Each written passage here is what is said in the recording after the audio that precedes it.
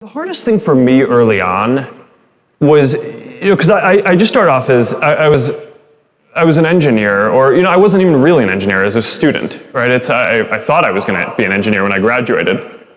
And, when you're building something yourself, you kind of have all the meetings in your head, right? It's like you don't need to articulate the principles so clearly. It's like you kind of can make all the trade-offs on everything from architecture to product to marketing to just all these things, and you're kind of just, you have the context to trade this off. And I think it's really easy when you start building something to underestimate how much context you need to put out there and how clear you need to be about what you're trying to do. So, most of my mistakes early on in building the company were about not being clear enough internally about what we were trying to do. I mean, there's this very famous episode where like in 2006, a couple years into building the company, Yahoo tried to buy us. And so they offered a ton of money, and a lot of the people who I'd hired at the point, they were kind of experienced technology executives, and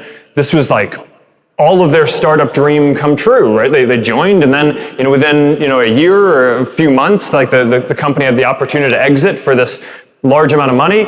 And I really failed through that period to communicate what we were trying to do and what we stood for. And in the absence of that context, then of course it was a rational thing for people to think that this was like a good outcome for us to have.